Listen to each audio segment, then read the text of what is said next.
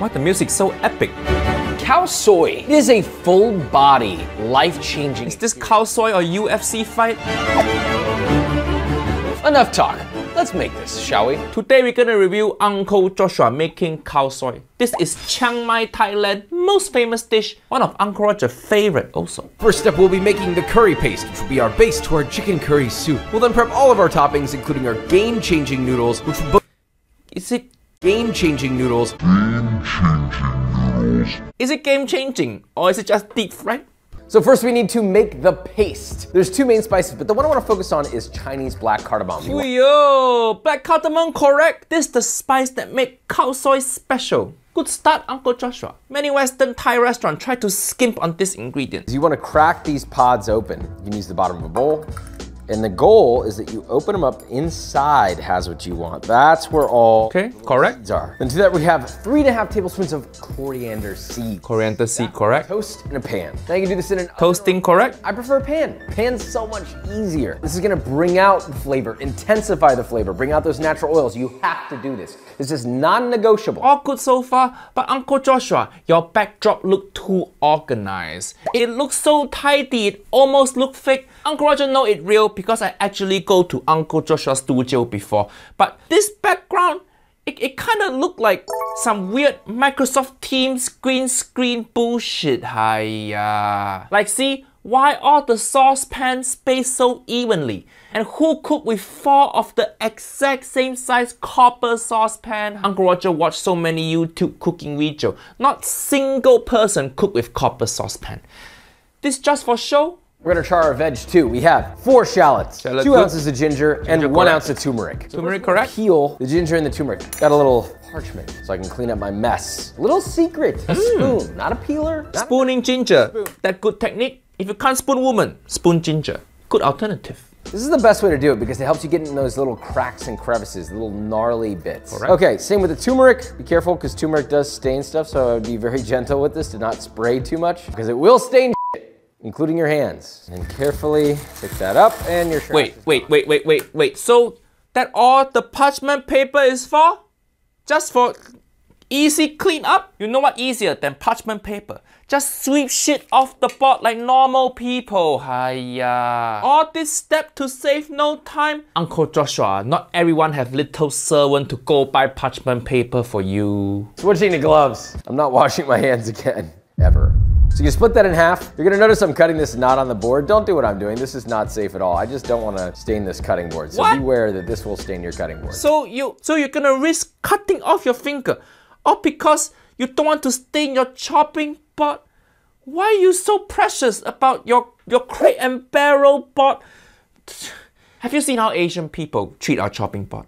We just whack our knife in there, use that as storage. This pan needs to be very hot, like medium-high heat. It could be stainless steel, it could be cast iron, just get it hot. Or it can be copper. Maybe one day you're gonna use one of those pans. Once the pan's hot, nice and dry, we're gonna put our ginger. Okay. Cut side down. Toasting ginger, good. Cut side down. And correct. All of our shallot also cut side down. Bring out more flavor. If you're having trouble getting this to stay, you can put another pan on top. You can also use these chef press things, which I love.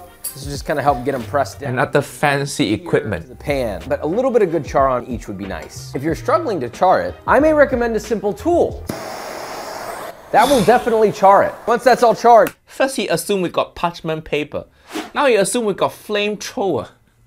Uncle Joshua, don't need to show off your equipment. I know you got everything. Into that blender is gonna go. Okay, blender, correct.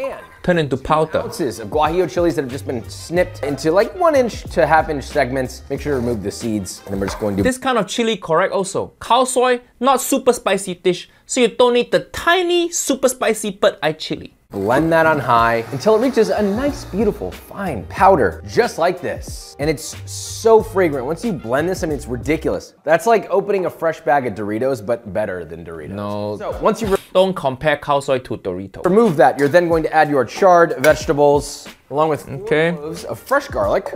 Now he's making the paste of kosher salt. Pop your lid on. But Uncle Roger prefer using pestle and mortar to make paste more traditional. And notice something. Notice how one of his ingredients in there is salt. 4 teaspoons of kosher salt. You don't need salt in there, Uncle Joshua. You only need salt if you're using pestle and mortar because the rough salt particle help break down all the vegetable into paste. Salt here, not for seasoning. Salt is used in pestle and mortar to make pounding easier, and everybody like easy pounding. But if you use blender, the blender gonna blend everything anyway. Don't need salt. Small mistake.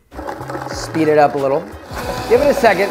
Now, once that's roughly a paste, you're then gonna add your spices and blend again until as smooth as possible. Okay, this might be really spicy for your eyes, possibly. Now, once it's all said and done, you should have a beautifully smooth, lovely red cow soy paste. Cow soy paste look not bad. You Nice. gotta get it right. So before we cook this, I need to mention something very important. You see the cow soy paste you made, you're only gonna use half of. What? Look, I doubled the recipe because it's kind of high effort to make this paste. You use half of it in this recipe now and freeze the other half so you can make it again in the future. You don't have to make the cow soy paste twice. That good idea. You know why? Because cow soy paste you cannot get at random grocery store. Grocery store you can just get green curry paste, red curry paste, tom yum paste, but cow soy paste you always have to homemade. So yeah, make more and freeze it. So, pan. In this case, we have a deep saute pan. This is a 5-quart saute pan. And to that, we're gonna add 2 tablespoons of coconut oil. Coconut oil wrong. And why are you calling it coconut oil? 2 tablespoons of coconut oil. Oil in cow soy, it comes from spice and coconut milk. When you heat them up, the oil split out. If you use extra coconut oil, it's gonna be too oily. Add your cow soy paste. Half of it. I'm just gonna let that saute, let that fry up. You don't wanna get it too colored, so we'll quickly go in with 2 1/4 cup of coconut milk. Okay, coconut milk, okay. Half fat, not light, not coconut cream, full fat coconut milk. That's a good sound. You want it to do that. So you're gonna deglaze that by stirring around the pan, scraping up any stuck bits on the bottom. Then you're gonna add 2 3/4. But Uncle Joshua, you haven't finished cooking yet. Your oil haven't split from the paste. Go see Auntie Pylin video. See that red oil coming out from the paste? That's how it's supposed to look. Maybe that's why Uncle Joshua used coconut oil in the beginning. He tried to fake the oil coming out, but it's not gonna taste as good. Then you're gonna add 2 3/4 cup of water. Oh my God, Water, Josh, okay. all that flavor is gone. It's gonna reduce. We just need to create volume for it to reduce. 1 1/2 tablespoons of black soy. So black soy, correct. Regular soy sauce. Regular soy, 3 good. tablespoons of finely chopped palm sugar. Palm sugar. Uncle Roger maybe use a bit less because American people making Thai food always too sweet. When I eat at Thai restaurant here in America or UK, I always ask them, less sugar please. First, increase the heat to medium-high. Bring that bad boy to a boil, then reduce the heat to low so it's a nice light simmer, and you're gonna gently lower in 6 to 8 chicken drumsticks depending on their size. Protein in cow soy, either chicken or beef. Now, I know what you're thinking, oh, but what about the browning? You didn't brown them. You could sear them if you want. No. A lot of the time in these recipes, they're honestly just poached in here, and I think it adds a subtlety to the flavor that makes this dish special. Nobody sear chicken for cow soy. Don't do that. Wasting time. The only thing you should sear is the people who tell you you need to sear. Now, once that comes up to a simmer, we're at low heat. You're gonna put a lid on and let that gently. And you know you cook cow soy meat correct, but you can eat this meat without any knife. You just use chopstick and it all fall off the bone. For braised Asian meat like this, if you need knife, you fucked up. Let's see if Uncle Joshua achieved that. Now, while that's going, we're gonna prepare all of our toppings and everything, because why just stand here and wait? So, first, wonton noodles. Wonton noodle correct for you. These are both going to be a topping and in the dish. These are a little too long to fry all at once, so we're just gonna cut it Yeah, into cutting noodle, okay. We're not Italian. oil around 350 Fahrenheit. Take your noodles and then just gently lower those bad boys. Correct. Batches, obviously. The sizzling sound good. Golden brown and crisp and the bubbling has subsided. Remove them with a spider and drain on a paper towel. That's Correct. it. Takes literally 30 seconds, maybe a minute max. Now, while that's still hot, I want you to immediately What you season it with doing? salt.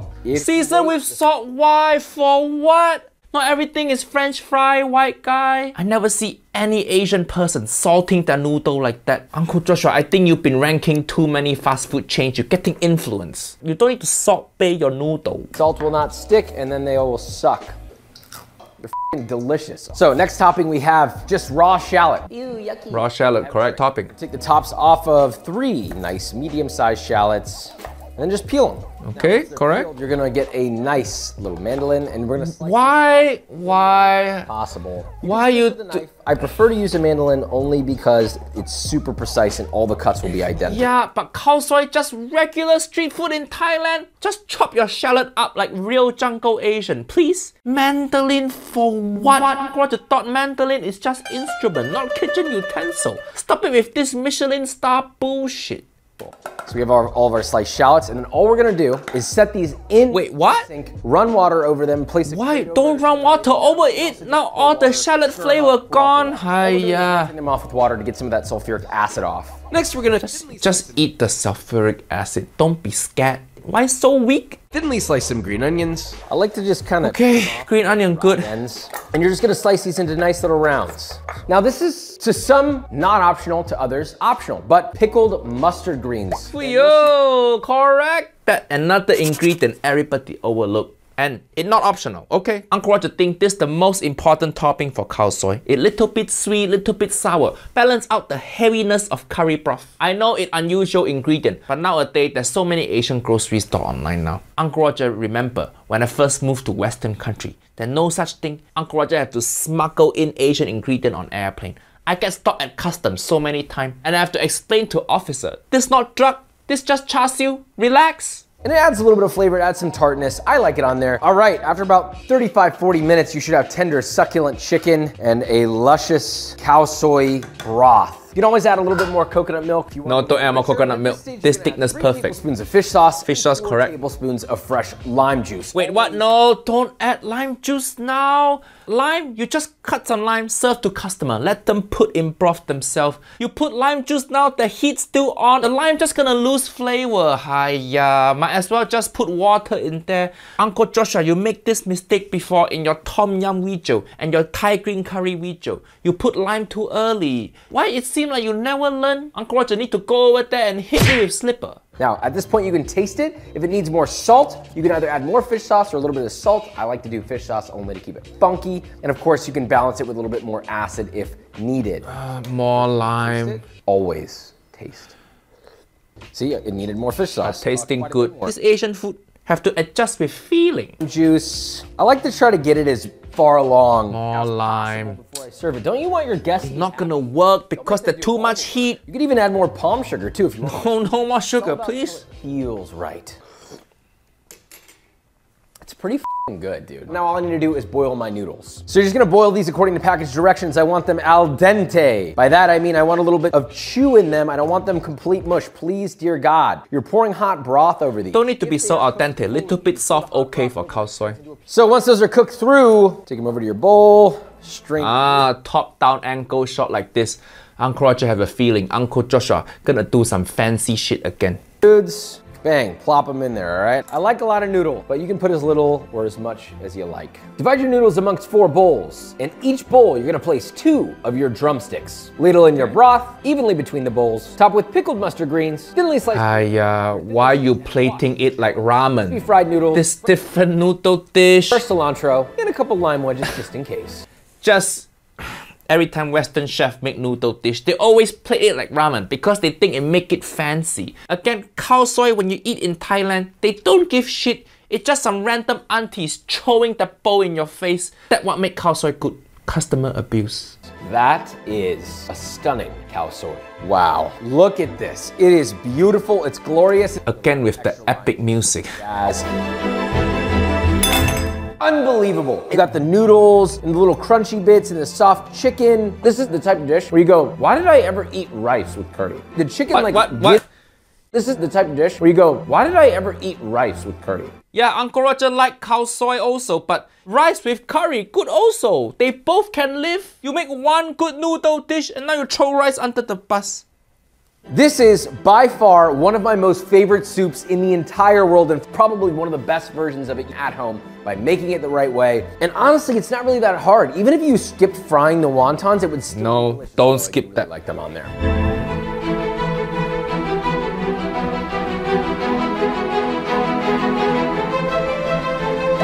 This is so epic. It's just YouTube, not chef table. Okay, overall, pretty good. Just some small mistake like coconut oil, salting the fried noodle, and putting lime in too early. Oh, and he missing one topping, the spicy chili oil. Not bad, Uncle Joshua.